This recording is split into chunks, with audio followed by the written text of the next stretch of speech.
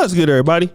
It's your boy, O'Shea Duke Jackson, back at it again with another episode of the Celebrity Junk. So guys, I got a chance to watch a little bit of the postseason last year. And one of the guys who stood out to me was point guard Jalen Brunson. At the time, the young man was playing on the Dallas Mavericks. And I was like, my God, man, this guy is a killer. He's a lefty. And man, they got this guy in the second round. And, he performed very well for Villanova. He just controls the game very good.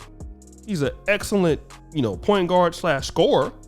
Not really, I don't know, the kind of assist guy you want, but he's a kind of a score first guy. He's very efficient from the field, good mid-range shooter. He just was awesome in the playoffs. He really did a really good job this year. But he didn't sign back with the Mavericks. It would have been good to see him back there, but he went to the Knicks, and the Knicks they're always terrible. It would have been probably good if he would have stayed there with Luka. But anyways, I digress. He moved on.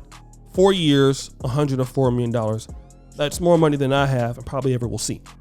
But interestingly enough, he is celebrating his newfound wealth with his girlfriend, Ali Marks.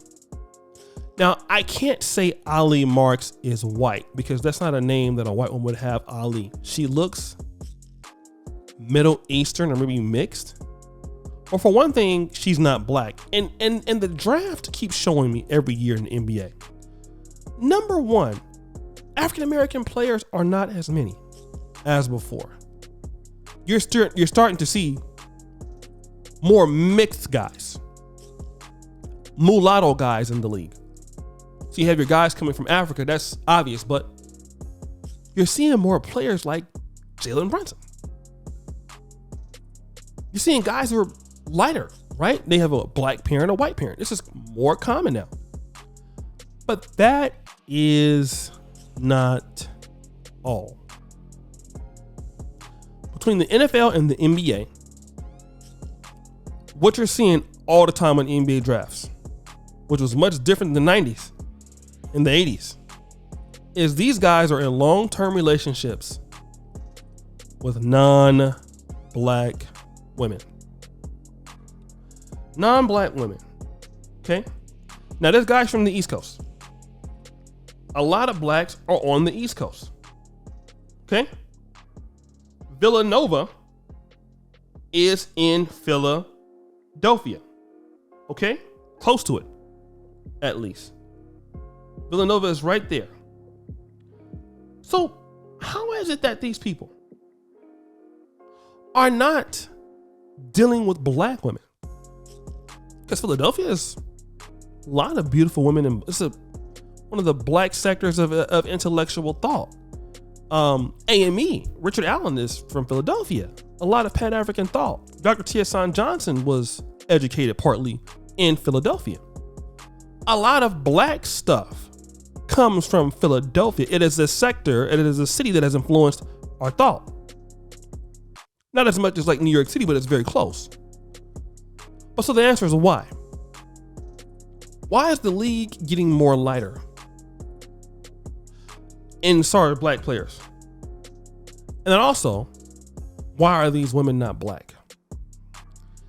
It is because fundamentally, black women are not in the places that a lot of these guys are going to school when they're younger.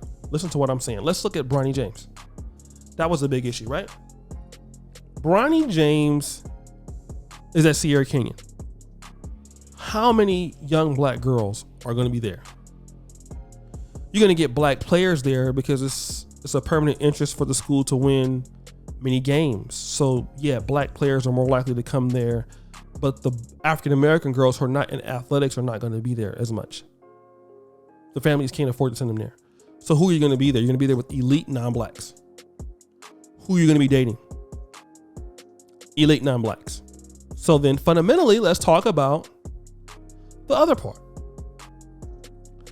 Other women of other cultures have been taught to snatch a man before his inflection point. In other words, before he hits the highest mark, his prime. You don't wait to invest into something before it hits its prime. You wait, you get in early, right? So these women are seeing these things and they've seen these guys before they get good. So by the time these guys come, they're already there. Now, could these guys be having these chicks on the side? Sure. But his main girl, his future wife probably is going to be Ali Marks.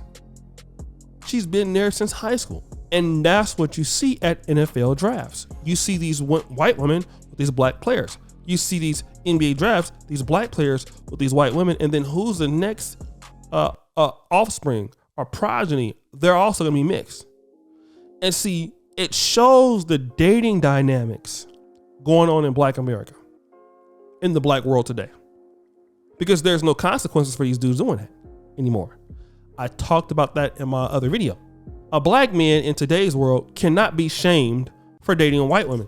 I mean, you can try it, but you don't pay these guys, right? It's like guys like Michael B. Jordan. You can shame Michael B. Jordan on the Shade Room.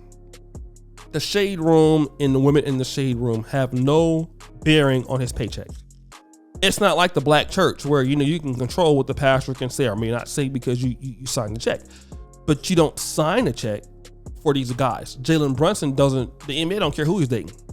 So these guys know that. They can get away with it. Okay? And also, it appears that this is the way forward.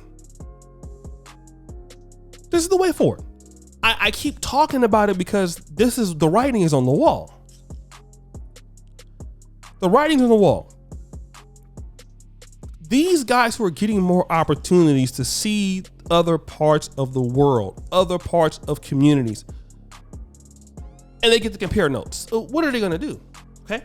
Nobody is teaching the women in our community that they need to do this and this for a man.